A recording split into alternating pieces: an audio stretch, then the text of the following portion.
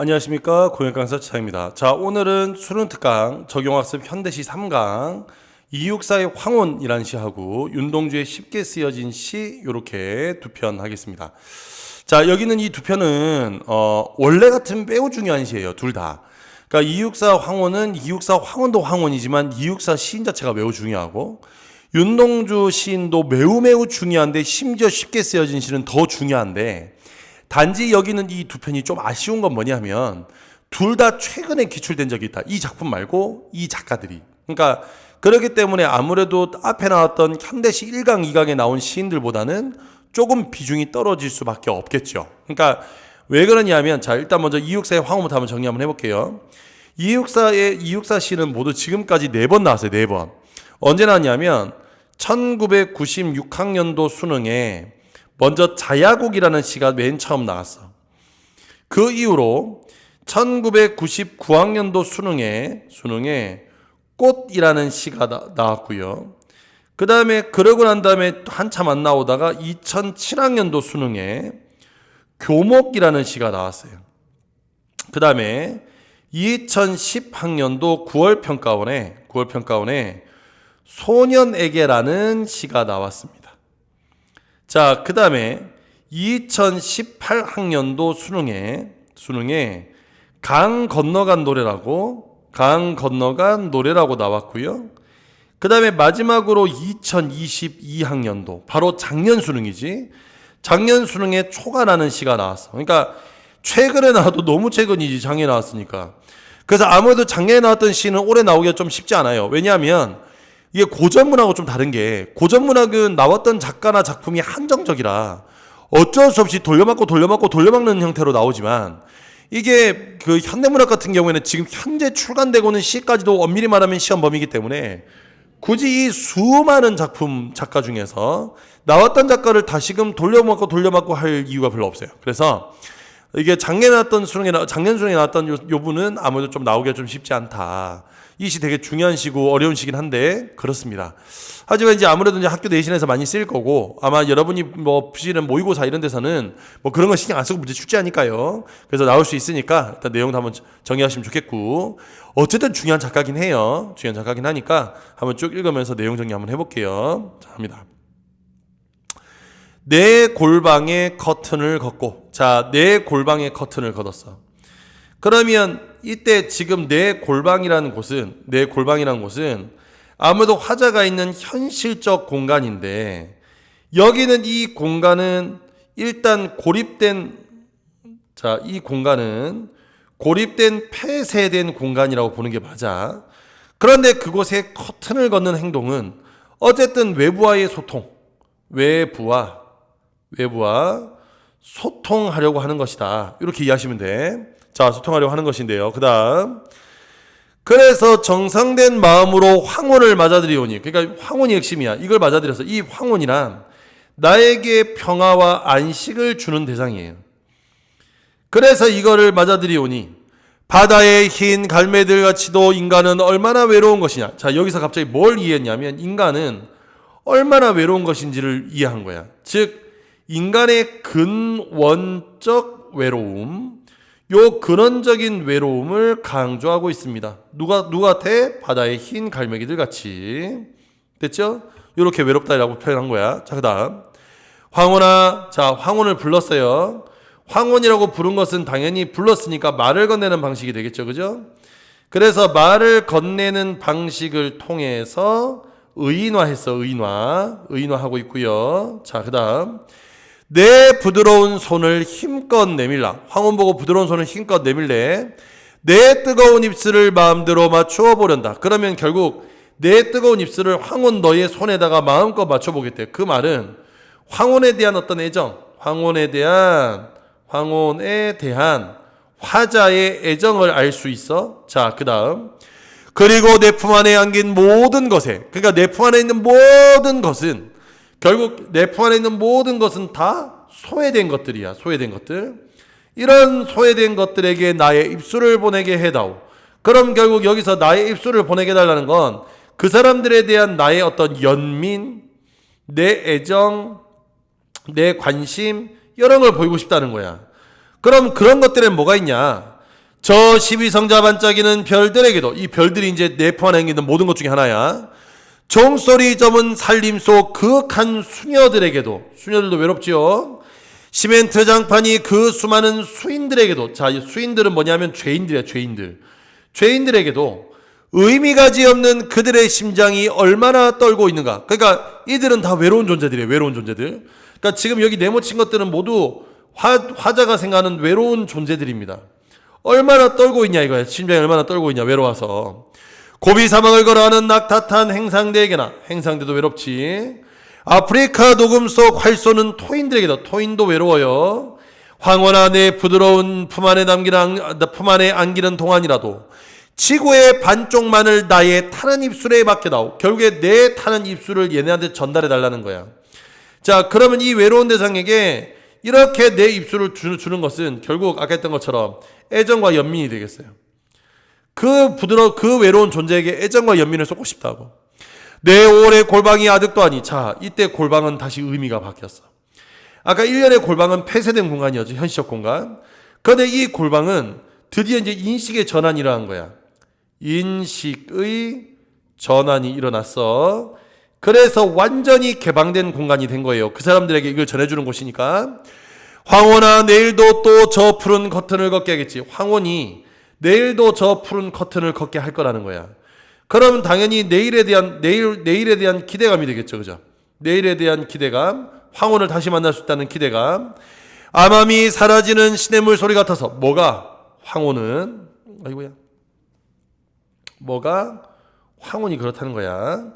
그래서 한번 식어지면 다시는 돌아올 줄 모르나 보다. 그러니까 황혼은 이렇게 식어지면 돌아올 줄 몰라. 그래서 사라지는 황혼에 대한 아쉬움. 황혼에 대한 아쉬움이 들어있어요. 자, 여기까지 다 됐나요? 자, 그래서 여기는 이 황혼이라는 시는 지금 여러분 보신 것처럼 소외된 이들에 대한 화자의 애정과 연민을 알 수 있어요. 애정과 연민을 알 수 있다. 자, 그러면 내용을 다시 한 번 더 정리 한번 해볼게. 정리하면 일단 1년과 그 다음에 2연부터 4연으로 갔다가 그 다음에 마지막 5연으로 이렇게 이루어집니다. 그러면 여기서는 고립과 폐쇄의 공간이었던 내 골방이 결국에 개방이라는 의미로 이렇게 이루어지는데, 이렇게 바뀌는데, 즉 그 과정, 2연과 4연이라는 바로 요 중간 과정에서 뭐가 이루어지냐면 인식의 확대. 왜냐하면 인식이 왜 확대됐냐면 어쨌든 나만이 아니라 이 세상의 모든 소외된 것들로 확대를 하고, 그래서 나름대로 어떤 인식의 전환, 요런 게 이루어집니다. 알겠죠? 요런 게 이루어집니다. 자, 그래서 요 시 구조는 이렇게 되겠고요. 자, 두 번째. 일단 황혼이라는 대상을 의인화했죠. 그죠? 대상을 의인화했어요. 그 다음에 여기에다 뭘 썼냐 하면 말을 건네는 방식까지도 사용하고 있다. 자, 그 다음 세 번째. 여기서 열거를 했는데 이 열거된 대상들은 모두 소외된 존재가 되겠지. 그지? 소외된 존재를 쭉 열거했고요. 그 다음에 네 번째, 끝나는 말 뭐뭐다오라는 요 표현을 통해서, 이걸 통해서 화자의 의지를 강조하고 있습니다. 됐죠? 뭐뭐 해다오. 이해됐죠? 뭐뭐 해다오. 입술을 보내게 해다오. 이렇게. 자, 그래서 화자의 의지를 강조하고 있다. 이렇게 정리가 되겠네. 자, 가시는. 자, 그 다음에 이어서 나시 갑니다. 윤동주의 쉽게 쓰여진 시입니다. 윤동주는 수도 없이 많이 나왔어요. 진짜 중요한 작가입니다, 이 사람. 그러니까 현대시 작가 중에는 최다로 나왔는데 모두 9번 출제가 됐어요. 9번. 그러니까 어마어마한데, 그러니까 좀 정리를 하면 1995년도 수능에 서시라는 작품으로 처음 나온 이후로 1998년 수능에 별 해는 밤, 다 들어본 적 있을 겁니다. 이거 별 해는 밤. 그 다음에 2001학년도 수능에 3년 한 텀에 한 번씩 나왔지. 서시라는 작품이 다시 한 번 더 나오고, 그 다음에 2004학년도 9월에 또 다른 고향이란 시가 나왔다가, 그 다음에 2008년 6월 평가원에서 길이라는 시가 나왔어요. 길. 그 다음에 2011학년도 수능에 자화상이라는 시가 출제가 되고요. 그 다음에 2013학년도 9월 평가원에 다시 이전에 나왔던 또 다른 고양이 또 한 번 나왔다가 또 다른 고양이 한 번 또 나왔다가 그 다음에 2017학년도 9월 평가원에 병원이라는 시가 또 한 번 나오고 그 다음에 병원이라는 시가 한 번 또 나오고 그 다음에 2020학년도 수능에 바람이 불어라는 시가 이렇게 출제가 됐어. 그래서 정말 자주 나오고 많이 나오고 정말 중요한 작가인데 단지 2020학년도 수능에 출제되었기 때문에 아직 3년이 벌어져 있지 않은 관계로 아무래도 출제 가능성이 조금 떨어지긴 한다. 앞에 있는 1, 2강에 비해서. 근데 아까 제가 서두에 드렸던 말씀이죠. 자, 그렇게 보시면 되겠습니다. 자, 그러면 여기 있는 시 한번 가보도록 하겠습니다. 윤동주의 쉽게 쓰여진 시입니다. 이거 이제 그 영화도 있어요. 동주라고. 강하늘 씨가 주연으로 나오는 동주라는 시가 있어요. 박정민, 강하늘 주연에. 한번 보시는 것도 좋아요. 되게 슬퍼요. 일제강점기 치하에 저항하던 청년 윤동주의 모습을 잘 볼 수 있는 영화입니다. 그래서 한번 꼭 보시는 것도 추천 한번 드릴게. 갑니다. 창밖에 밤비가 거기 보면 되게 목소리 좋은 강하늘 씨가 이렇게 시를 중간중간에 나레이션으로 이렇게 해주거든. 그래서 막 창밖에 밤비가 이렇게 하는데 제 목소리는 그렇지 못해서 그냥 여러분들이 차분하게 들으세요. 알겠죠? 창밖에 밤비가 속살거려 육첩방은 남의 나라. 자, 여기서 밤비라는 건 시간적인 배경 알려주는 거죠. 그래서 이것이 암울한 시대 현실을 알려주면서 두 번째, 내가 자아를 성찰하게 되는 자아 성찰의 계기가 됩니다. 육첩방은 남의 나라. 여기서 육첩방이란 건 일본식 다다미방을 이야기하는 거야. 그래서 결국 지금 여기서 화자는 어디 와 있냐면 타국에 와 있어. 타국, 즉 일본에 와 있어. 일본. 일제강점기 시절에 일본 타국에 와 있음을 인식하는 거야. 나 일본에 와 있네. 일제강점기인데 나 일본에 와 있어. 여기 일본에 유학을 가라고 이제 권유했던 분이 있어요. 그게 이제 우리 저기 앞쪽에 교과서 개념학습에 나왔던 정지용 시인이 여기는 윤동주에게 일본으로 유학 가보는 게 어떻겠냐고 권유를 했다고 해. 이게 호랑이를 잡으려면 호랑이 굴로 가야 한다. 뭐 이런 논리로. 근데 쉽지 않았죠. 이제 가서 겨우에 잡혀가지고 온갖 고문 당하다가 아시죠? 히로시마 감옥에서 그 이상한 약 투여받아가지고 해방되기 바로 직전에 죽습니다. 그러니까 나름 생체 실험 이런 거 한 것 같아. 생체 실험을. 되게 슬프게 돌아가셨는데. 그래서 살아생전에는 시집이 한 번도 나오지 않았어요. 나중에 이제 돌아가시고 난 다음에 곧이어 광복되고 그 친구분들이 이제 썼던 시대를 모아가지고 시집을 편찬해 주거든. 되게 슬픈 이야기입니다. 갑니다. 시인이란 슬픈 천명인 줄 알면서도 한 줄의 시를 적어볼까? 자, 시인이란 슬픈 천명, 여기서 말하는 이 슬픈 천명이란 건 뭐냐면 이러한 암울한 현실 속에서 암울한 현실에 저항하지 못하고 시인이란 직업은 저항하지 못하고 오직 시를 쓸 수밖에 없는 이런 운명을 슬픈 천명이라고 한 거야. 암울한 현실에 저항하지 못하고 오직 시를 쓸 수밖에 없어. 그런 슬픈 천명인 줄 알면서도 한 줄의 시를 적어볼까? 땀내와 사랑내 포근히 풍긴 보내주신 학비 봉투를 받아서, 그럼 이 학비 봉투는 당연히 가족의 사랑이겠죠. 받아서 대학 노트를 끼고 늙은 교수의 강의를 들으러 간다. 그럼 여기서 늙은 교수의 강의란 아무런 어떤 변화나 의지 없이 현실과 괴리된 낡은 지식, 즉 다시 말하면 어떤 변화나 의지도 없는 그런 지식을 배우러 나는 간다 이거야. 의지. 됐죠? 이런 것도 없는 그런 지식을 배우러 간다 이거야.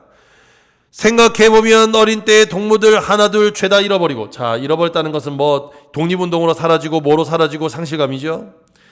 나는 무얼 바라 나는 다만 홀로 침전하는 것일까. 그럼 여기서 침전이란 말을 표현을 썼어. 홀로 침전하는 것. 그럼 여기서 홀로 침전한다는 것은 결국 무기력한 삶을 이야기하는 거야. 현실 속에서 끼지 못하고 무기력해 살아가는 삶의 현실. 그러니까 당연히 여기서는 삶에 대한 회의감이 느껴지겠지, 그지? 삶에 대한 자신의 어떤 회의감이 느껴지겠죠. 그러니까 왜 화학에서 침전한다는 말은 섞이지 못하고 가라앉는 거죠. 화학 반응이 일어나지 않았다 이거야. 즉 변화 없이 그냥 현실에 가라앉은 채 살아간다 이거예요. 인생은 살기 어렵다는데 시가 이렇게 쉽게 쓰여지는 것은 부끄러운 일이다. 그러면 여기서 부끄럽다고 한 것은 결국 자기 반성이 되겠죠, 그죠? 지금까지 나의 삶을 자기 반성하고 있는 거야. 자기 반성. 내가 이렇게 살고 있는 건 반성이지. 육첩방은 남의 나라 창밖에 반비가 속살거리는데, 지금 이거 뭐 하고 있냐면 어디 1년을 변주했죠. 앞뒤 내용 문장을 바꿨는데 이건 1년에 있는 그 반비가 현실을 의미하는 거니까 여기서 다시금 현실을 재인식했고, 이것이 결국 여기는 이 시에 시상이 전환이 되는, 시상의 전환이 이루어져 여기서 전환이 되는 계기가 돼. 그래서 등불을 밝혀 어둠을 조금 내몰고, 자, 등불을 밝혀서 어둠을 조금 내몰고, 여기서 등불은 희망, 화자의 의지 이런 거라면 여기서 어둠이란 건 부정적 현실 이런 걸 의미하는 거야.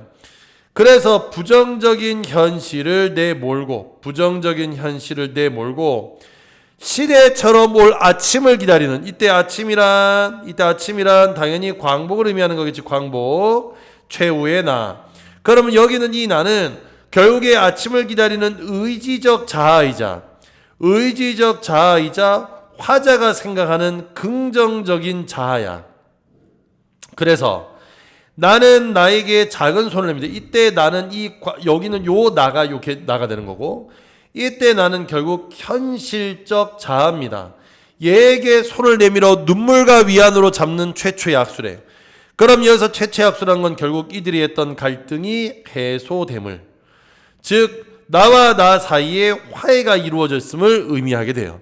그래서 시는 이렇게 됩니다. 그래서 결국에 암울한 시대 현실 속에서, 지금 여기는 이 시는 결국 암울한 현실 속에서, 암울한 현실 속에서의 지식인의 반성과 그 다음에 극복하고자 하는 의지, 이렇게 되겠네. 그래서 요게 지금 요시의 주제가 되겠고요. 자, 옆에 빈 여백에도 좀 정리 한번 해볼게. 여기는 이 시는 당연히, 자, 1번 밤비나 어둠과 같이